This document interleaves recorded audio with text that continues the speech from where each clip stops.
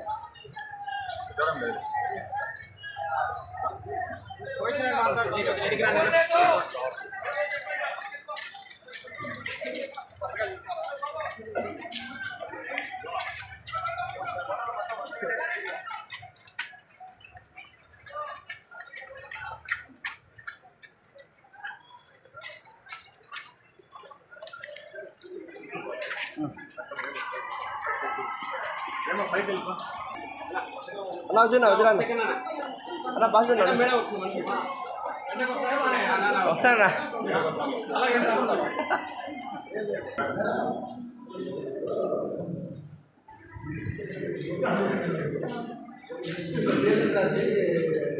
రాసేసి నాకు ఇచ్చేస్తే అందరూ నాకు పోసుకోండి 21 members ఎందుకంటే మాకు ఎవరు తెలియదు కదా ఎస్పీ గారికి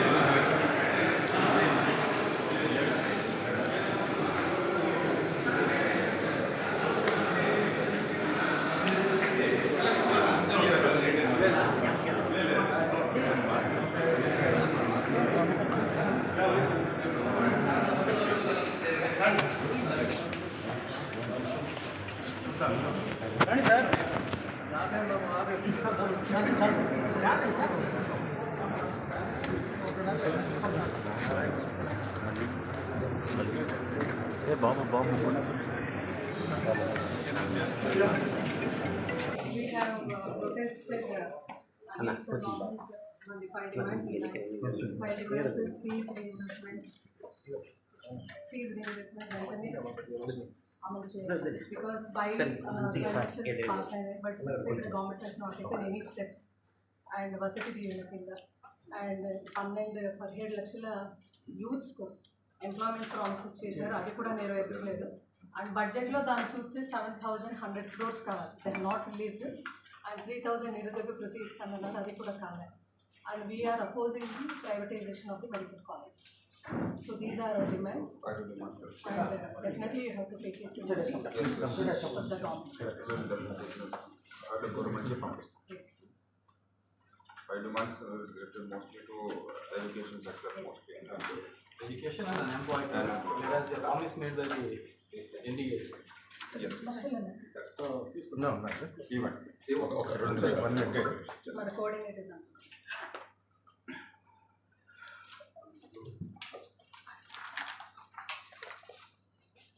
It has been 9 months the new government has formed, sir.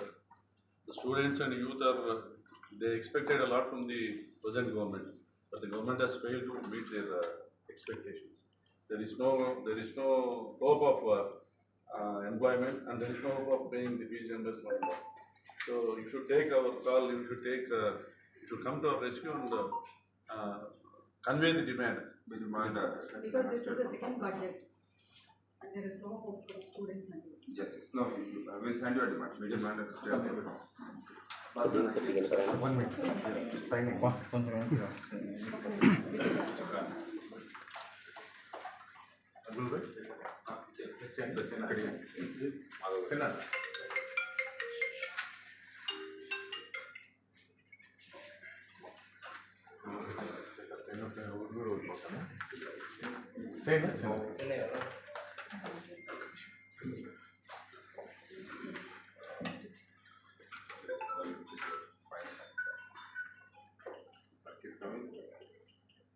What is the 4P policy which is the government is explain it? Government is trying to have a good cooperation between public, private. What stands for 4P? Okay, official government release it's about that it's a development is a common responsibility. Government, public, private. 4 P's. 4P. Public, People, private. People partnership. people partnership. Development. Different aspects. Sir ఉన్నాయిలే మళ్ళీ ఇస్తాం లేదు తీసుకోలే బస్ sir మంచిగా collaboration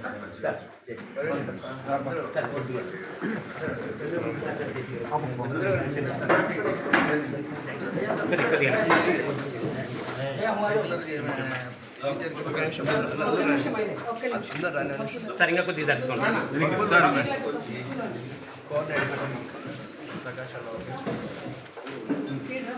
Deepika Deepika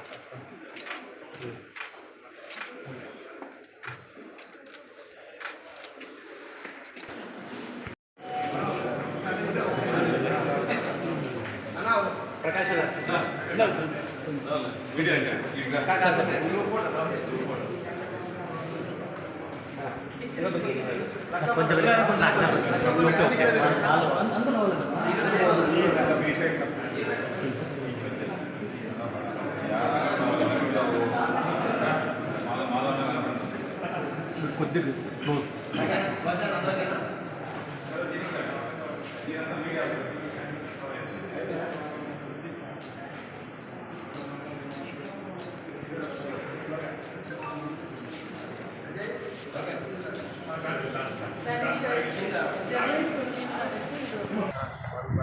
అందరూ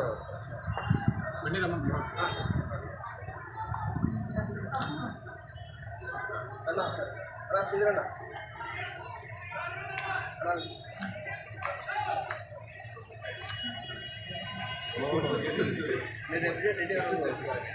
మనం కొంచెం కిందకి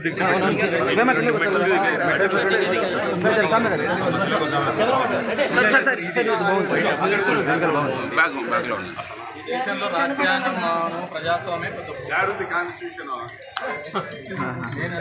వెనకలే ఉంది సార్ వెనకలే ఉంది వచ్చేసి అందరూ కిందకి అందరూ తీసుకున్నాం అందరూ మీరంతా కిందకి వచ్చారు అందరం తీసుకున్నా వేరే వాళ్ళకి ఇబ్బంది అవుతుంది మీరు కొద్దిగా అందరూ ఎన్నికి వస్తే మనందరం తీసుకున్నాం పవర్ బ్యాంక్ ఉంది బ్యాగ్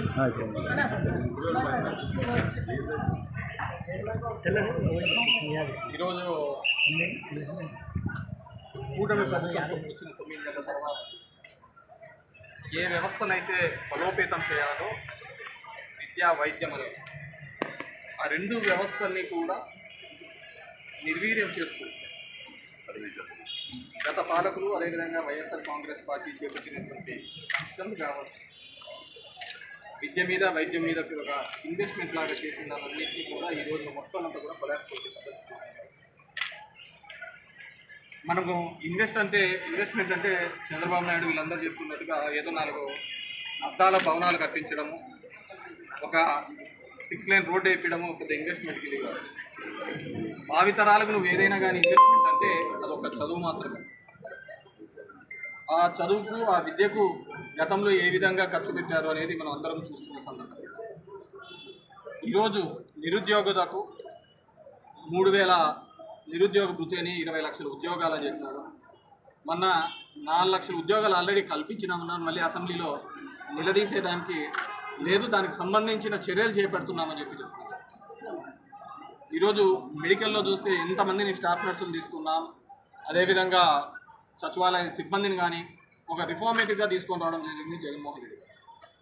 కానీ చంద్రబాబు నాయుడు కావచ్చు, కూటమి ప్రభుత్వం కావచ్చు, వాటిని కంప్లీట్గా నిర్వీర్యం చేసింది. ఈరోజు హెల్త్ అనేది నాకు తెలిసి 7వ తేదీ నుంచి అనుకుంటా ఆరోగ్యశ్రీ సేవలు కూడా బంద్ కావడం జరిగింది. ఇప్పటికే 3 టర్మ్స్ ఫీజు రియంబర్స్మెంట్ కూడా డబ్బులు పడలేదు. లాస్ట్ అకాడమిక్ ఇయర్ వల్ల కంప్లీట్గా క్లోజ్ చేయడం జరిగింది. సో వీటన్నిటిని కూడా ఇమ్మీడియట్గా నెరవేర్చాలి అని చెప్పేసి ఈరోజు మా డిమాండ్లతో ఈ యువత పోరు భాగంగా ఈరోజు కలెక్టర్ గారికి కూడా అర్జీలు ఇవ్వడం జరిగింది. కానీ జనము పబ్లిక్ మనం అందరం కూడా ఆలోచించాలి. 4 టర్మ్స్ చంద్రబాబు నాయుడు గారిని చూస్తున్నాం. ఇదే అబద్ధం మాటలు, ఇదే కలుపులు మాటలు, ఏదో విధంగా కల్పించడం, ఒక నింద వేయడం, ఒక అబద్ధం పుకార్లు చెప్పించడం, ఆ పుకార్ని నమ్మడం కోసం ఇంకొకరితో మాట్లాడించడం, అదే కార్యక్రమం జరుగుతుంది. ఈరోజు చంద్రబాబు చెప్పిన అబద్ధాలకు పవన్ కళ్యాణ్ గారు ప్రోత్సహిస్తూ ఏదో జరిగిపోయింది అన్నట్టుగా చేస్తారు. మన తిరుపతి లడ్డు వ్యవహారంలో కూడా చూసినప్పుడు ఆయన అన్న అది నిజమో కాదో, ఒక రాజ్యాంగబద్ధమైన పదవిలో ఉండి ఆ విధంగా మాట్లాడచ్చో లేదో తెలియకుండా కూడా దానికి ఆయన మాట్లాడడం వీళ్ళందరూ కూడా కేరింతలవుతారు. ఖచ్చితంగా నిజాన్ని చూపించాల్సినటువంటి మీడియా కూడా వర్టికల్గా డివైడ్ అయిన పరిస్థితి ఉంది. కాబట్టి వీటన్నిటినీ కూడా ప్రజల పక్షాన మేము పోరాడుతూ ఉంటాం. విద్యార్థుల పక్షాన కావచ్చు, మహిళలు, అదేవిధంగా యువత పక్షాన మా పోరాటం వైఎస్ఆర్ పార్టీ. ఎందుకంటే ఈరోజు 15వ ఆవిర్భావ దినం. ఎలా పుట్టింది ఈ పార్టీ? ఈ పార్టీ పుట్టినదే అన్నిటినీ వ్యతిరేకించి, ఏ వ్యవస్థ అయితే నిన్ను ఉండకూడదు, ఈ పార్టీ ఉండకూడదు అని కూకిటి వేలతో సహా తొక్కేయాలని చూస్తా అంటే వాటన్నిటినీ కూడా పక్కకు తోసి ఈ 15 సంవత్సరాల్లో ఎదగడం చూశాం. 2 సీట్ల నుంచి 18 సీట్లు, 18 నుంచి 65, 60 నుంచి 151, మళ్ళీ ప్రతిపక్షం. మాకు ప్రతిపక్షమైన పాలకపక్షమైన మేముండేది వైఎస్ఆర్ పార్టీ కేవలం జనం పక్షమే ఉంటుంది. ఆ జనం కోసం ఎంత దూరమైనా పోరాడుతుంది. వాటి కోసం ప్రభుత్వం గతంలో చంద్రబాబు నాయుడు ఏ హామీలు ఇచ్చాడో అవన్నింటినీ కూడా నెరవేర్చేదాకా ఖచ్చితంగా మా ప్రతిపక్షంలో ఉండి జగన్మోహన్ రెడ్డి గారు ఫైట్ చేస్తారని చెప్పేసి తెలియజేస్తారు.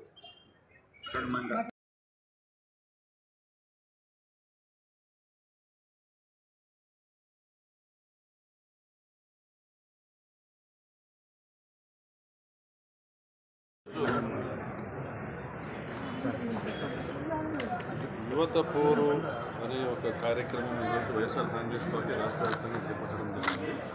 అందులో భాగంగా సత్యసాయి జిల్లాలో ఈరోజు జిల్లా కలెక్టర్ గారికి ఒక విజ్ఞాపన పత్రం ఇవ్వడం జరిగింది.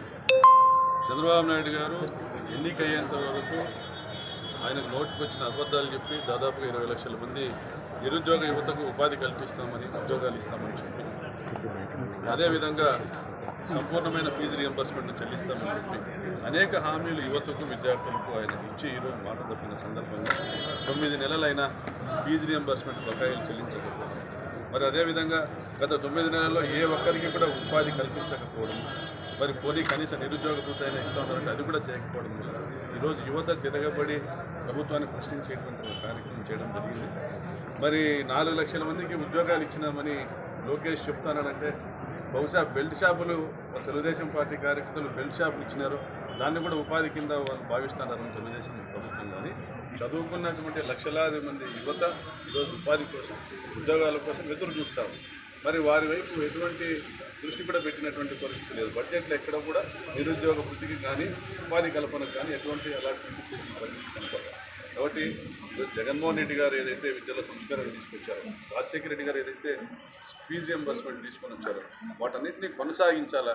ఈ రాష్ట్రం యొక్క సంపద పెరగాల, ఈ రాష్ట్రంలో సంపద సృష్టింపబడాలంటే అది విద్యార్థులకు మంచి విద్యను అందజేసి వారికి ఉపాధి కల్పించడం వల్ల అనేటువంటి ఒక వైఎస్ఆర్సీపీ ఎజెండాను ఈరోజు కూడా విద్యార్థులు, ఉపాధి కోరుతున్నటువంటి యువత కోరుతూ ఉన్నారు. కాబట్టి వాటిని కొనసాగించాలా. ఆ కొనసాగింపులో భాగంగా ముందుగా ఈ బకాయిలు విడుదల చేయాలని డిమాండ్ చేస్తాం.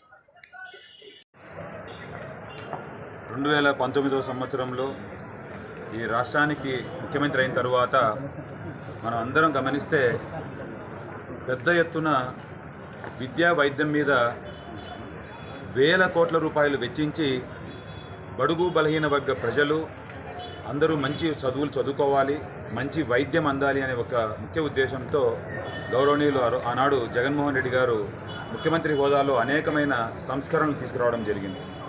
ఈరోజు మీరు గమనిస్తూ ఉన్నారు, జగన్మోహన్ రెడ్డి గారు ప్రవేశపెట్టేటువంటి ఏ వైద్య స్కీములు ఉన్నాయో వాటన్నిటినీ రూపుమాపాలి అనే ఒక ముఖ్య ఉద్దేశంతోనే దానికి పేర్లు మార్చి పెట్టినా కూడా 2024 ఎన్నికల్లో అధికారంలోకి వచ్చే క్రమంలో చంద్రబాబు నాయుడు గారు అనేకమైన హామీలు ఇవ్వడం జరిగింది. ఏ ఒక్క హామీని కూడా తల్లికి వందనమన్నారు, పిల్లలకు ఉపాధి కోసం ఉపాధి లేని పిల్లలకు 3,000 రూపాయలు నిరుద్యోగ వృత్తి ఇస్తామన్నారు, అక్క చెల్లెమ్మలకు 1,500 రూపాయలు నెల ఇస్తామన్నారు, అమ్మఒడి 15,000 రూపాయలు ఎంతమంది పిల్లలుంటే అంతమంది పిల్లలకు అమ్మఒడి ఇస్తామన్నారు. ఈ విధంగా చెప్పుకుంటూ పోతే దాదాపుగా చాట భారతం అంతా అయినటువంటి ఒక లిస్టు చంద్రబాబు నాయుడు గారు, పవన్ కళ్యాణ్ గారు అనేక సందర్భాల్లో చెప్పడం జరిగింది. చెప్పిన తర్వాత దాదాపుగా 1 సంవత్సరం పూర్తి కావస్తూ ఉంది. ఏ ఒక్క హామీని కూడా నెరవేర్చినటువంటి ఒక అసమర్థ పాలనను ఈరోజు చంద్రబాబు నాయుడు గారు ఈ రాష్ట్రంలో ముఖ్యమంత్రి హోదాలో ఉండి నడిపిస్తూ ఉన్నారని చెప్పి తెలియజేయటకు ఈరోజు యువత పోరని బట్టి రోడ్డు బాట పట్టడం జరిగింది.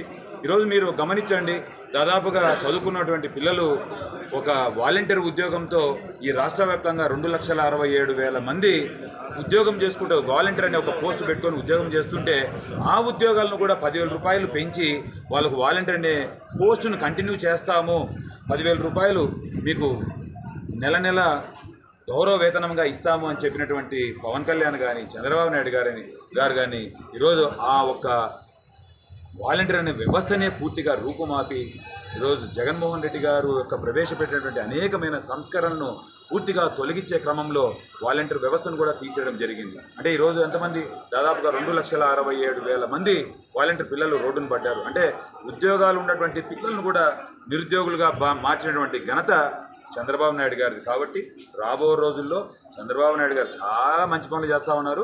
ఆ మంచి పనులకు ప్రజలే గుణపాఠం చెప్తారు. 2024 ఖచ్చితంగా ఎక్కువ రోజులు ఏం లేదు, ఆల్రెడీ 1 సంవత్సరం అయిపోయింది, ఇంకా 4 ఏళ్ళు ఉండేది.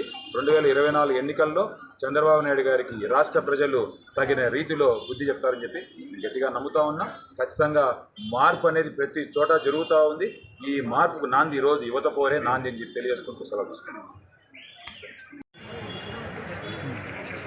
కల్లబుల్లి మాటలతో పబ్బం గడిపిన ప్రభుత్వానికి వ్యతిరేకంగా ఈరోజు జరిగిన యువత పోరుకు వచ్చిన ప్రతి ఒక్కరికి నేను హృదయపూర్వక కృతజ్ఞతలు తెలియజేసుకుంటున్నాను.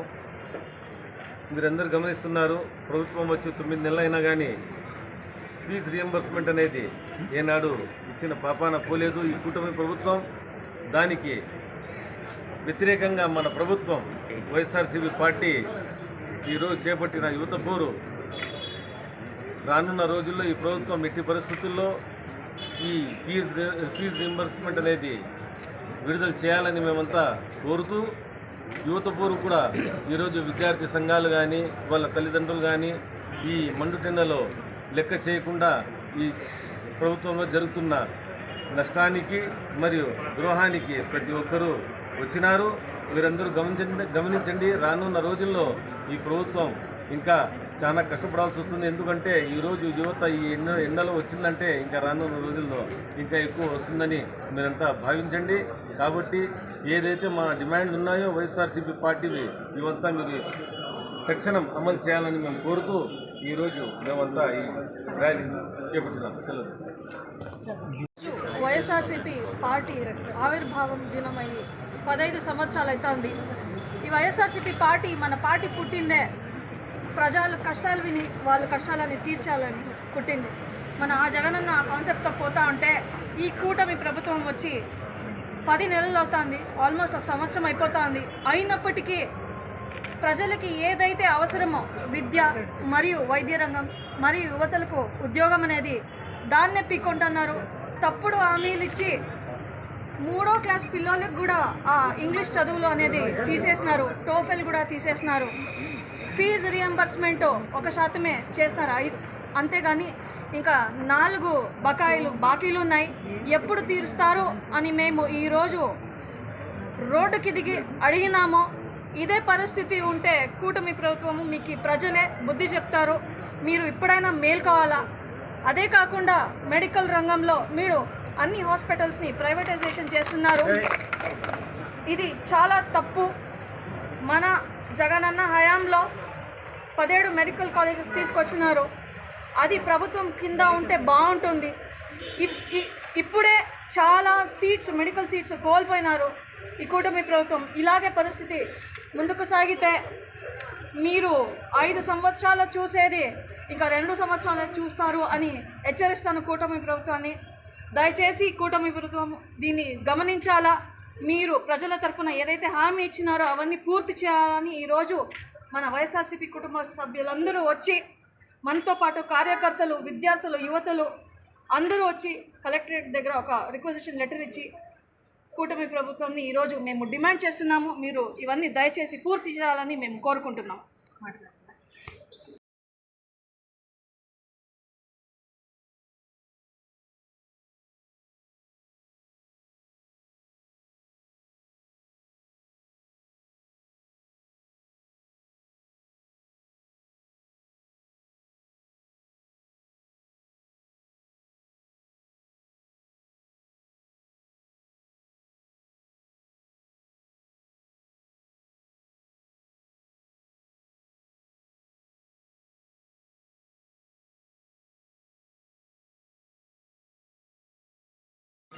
ఈరోజు మన పార్టీ అధ్యక్షులు గౌరవనీయులు పెద్దలు జగన్మోహన్ రెడ్డి సార్ గారి ఆదేశాల మేరకు మన జిల్లా అధ్యక్షులైనటువంటి ఉషాశ్రీ చరణ్ మేడం గారి ఆధ్వర్యంలో ఈరోజు ధర్నా కార్యక్రమాన్ని చేపట్టడం జరిగింది. ఈ రాష్ట్రంలో మొట్టమొదటిసారిగా దగా చేస్తున్నటువంటి ఇది కేవలం విద్యార్థులు మాత్రమే. మనిషి ఎదగడానికి విద్య, వైద్యం అనేది చాలా అవసరము. అటువంటిది అన్ని పాఠశాలలో కూడా టీసీలు ఇవ్వకుండా మా పేద విద్యార్థులను దగా చేస్తున్నారు. ఆ రోజు చంద్రబాబు నాయుడు గారు కూటమి ప్రభుత్వము అనేకమైనటువంటి హామీలు ఇచ్చింది. ఊరు వాడ డప్పు వాయిద్యాలతో మారుమరోగింది సూపర్ 6 అని. ఇంతవరకు కేవలం ఒక్క హామీని కూడా నెరవేర్చలేదు. ఎందుకంటే ఆర్థిక వనరులు లేవు. ఆ రోజు ఎన్నికల సందర్భంలో ఆర్థిక వనరులు లేవు అనే విషయం మీకు తెలియదా అని చంద్రబాబు నాయుడు గారిని అడుగుతున్నాను. అందుకోసమే ఎక్కడ పోయినా ఆ రోజు మన జగనన్న గారు కుల మతాలకు అతీతంగా, ప్రాంతాలకు అతీతంగా అందరికీ ఒక సంక్షేమమైనటువంటి పథకాలను ఈ ప్రజలకు అందించడం జరిగింది. దానికి విరుద్ధంగా అన్ని వర్గాలను ఈరోజు చంద్రబాబు నాయుడు కూటమి ప్రభుత్వం మోసం చేస్తుంది. అనేకమైనటువంటి రాష్ట్ర ప్రజలందరూ చూస్తూనే ఉన్నారు. ఏమి ఈరోజు ఇటువంటి పరిస్థితి వచ్చింది? ఎక్కడ చూసినా మన జగనన్న ఉంటే ఈరోజు అనేకమైనటువంటి సంక్షేమ పథకాలు ఇస్తూ ఉన్నారు. కానీ ఈరోజు ఒక్క రూపాయి కూడా లేదే. ఎటువంటి పాపం చేసినాము ఓటేసి అనే రీతిలో జనాలు బాధపడుతున్నారు. కానీ ప్రజలన్నీ గమనిస్తూనే ఉంటారు. ఎవరైతే రాష్ట్ర ప్రజలకు మంచి చేస్తారో ఖచ్చితంగా వాళ్ళని ముఖ్యమంత్రిగా చేసుకుంటారు. అందుకోసమే ఈరోజు కూటమి ప్రభుత్వం ఉన్నందువలనే చంద్రబాబు నాయుడు గారు ముఖ్యమంత్రి అయినారు. కూటమి లేదంటే ఖచ్చితంగా ముఖ్యమంత్రి కారు. మన జగనన్న గారు 40% ఓట్ బ్యాంక్ ఉన్నటువంటిది. కూటమి ఎప్పుడైతే కలిసిందో వాళ్ళు ఇదైనారు.